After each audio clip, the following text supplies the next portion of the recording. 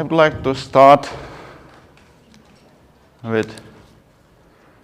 by showing this folded paper.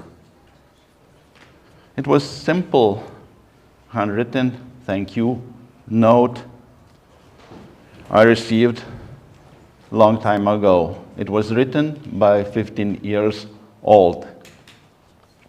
In the early days of e-commerce, long time ago, I heard about a teenager who managed to create e-shop, bookstore named Wisdom Shop. I like to read the books, but most importantly, I wanted to support this extraordinary teenager startup founder. I spent 400 liters, that was roughly 120 euros, quite a bit back then, and in return, I didn't just get a package of the books, I got an inspiring connection. The boy was Jokūbas Laukaitis. Fast forward 15 years, Jokūbas has already traveled all over the world, visiting, I think, no less than 100 countries.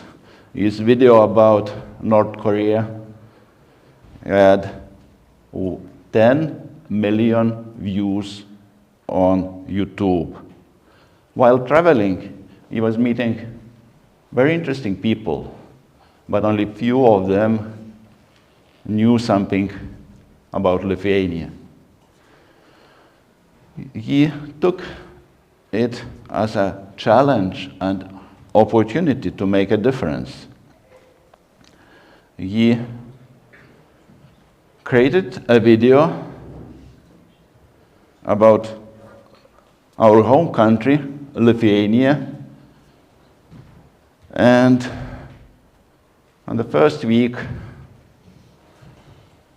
it was being watched by 100,000 people every day. One new person watching every second, 24 hours, 7 days a week. Learning about the culture, about our culture, and playing with attractive hashtag šaltibarščiai. Nobody knew before that such kind of Lithuanian world on YouTube. And you know how much it cost for all of us, for the country, for the taxpayers? Nothing. Now, Jokūbas is experienced tech startup founder, and it was so rewarding to meet him from time to time, talk to him, and to see how he's learning by doing new things. Jokūbas' story brings me to a question that keeps me up at night. Do we want to educate our youth, or do we want them to learn? We often treat an education like a factory, a centralized, top-down, one-size-fits-all system. But real learning, it's an active, messy sometimes. It's personal explosion of effort. It doesn't happen when you read manual about the cycling. It happens when you get on the bike and fall off. It happens when you do such event like we are attending today. I saw this in action at the unique school, Green School in Bali, Indonesia. Some Lithuanian families lived for a year or two to let her children to study at this Green School in Bali. I met the founder, John Hardy, at the TED conference in California, and he invited me to see what happens when you stop teaching and start encouraging doing. It's like they say, do it yourself or DIY.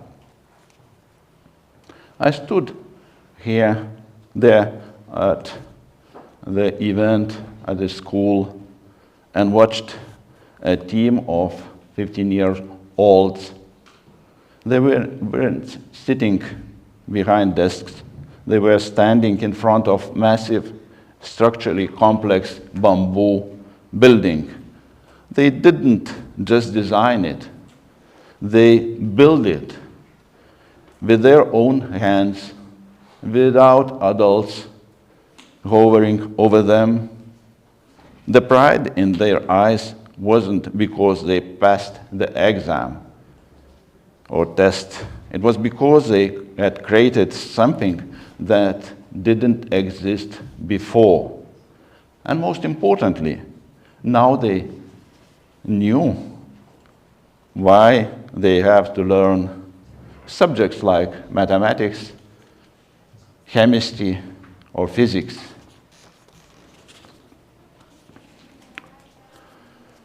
We need that change. I've spent a week on the bicycle in the mountains of Sardinia, Italy, cycling over 100 kilometers a day with the Big Change Foundation team, an initiative to address education problems in the UK. It was founded by Sam and Holly Branson, and there was 50 passionate educators, entrepreneurs, change makers. Richard Branson was cycling together with us. Every evening, exhausted from the climb, we discussed this exact problem. How can private initiative move the needle faster than a slow-moving state institution? The answer is business and entrepreneurs must become a catalyst. And in Lithuania, we have many good initiatives initiated, supported by entrepreneurs. Junior achievement, robotics competitions, Fab Labs and makers fairs, AI learning initiatives, you name it. There are even TV show who saw MVP on TV3 show about the startups presenting to the investors. Students search of the unicorns students. And these things are not just hobbies. These are environments where next Jokubas is being formed right now. But they often still run on the fumes of pure enthusiasm. What if we all together really move this forward at scale? We need to focus to teenagers, to 15-year-olds. We need to allow them to act unusually, to act differently. Them to learn by doing, even by failing in a team project, rather than succeeding in a silent formal exam.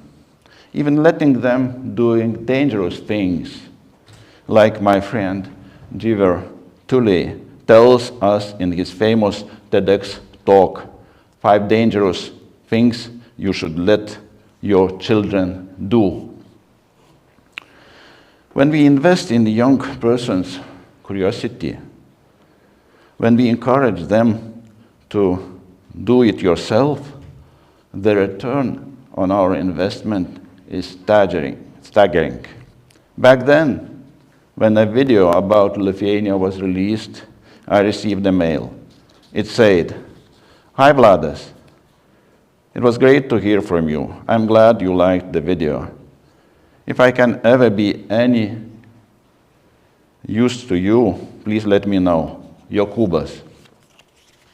A 15-year-old entrepreneur became global storyteller for his country.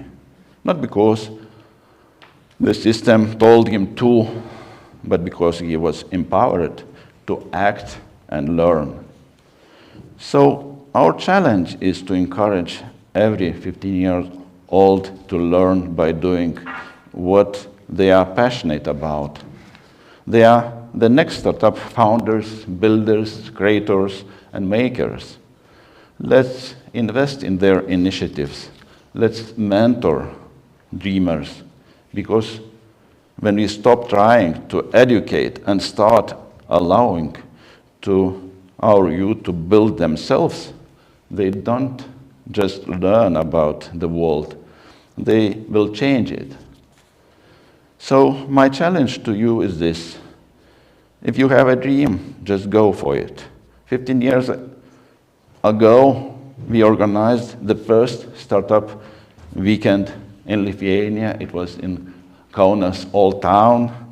And Milda Mitkutė, who heard about her now, had her pitch about online shop for second-hand clothing.